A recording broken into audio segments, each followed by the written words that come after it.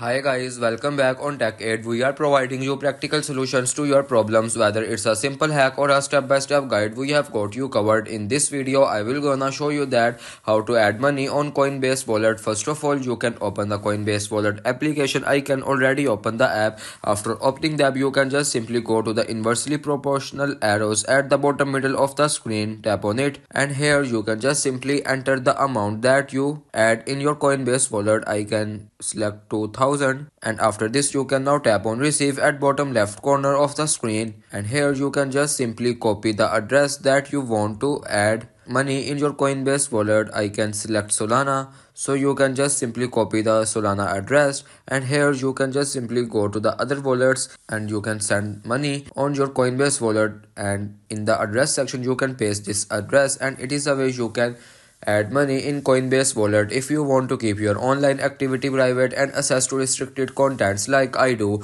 trying using a VPN. It's secure, easy to use and makes the browsing safer. The link to buy is in the description below. If this tutorial helped, don't forget to like the video and subscribe for more practical solutions. Got questions or need extra help, drop a comment below and we will be happy to assist. See you in the next one. Thanks for watching.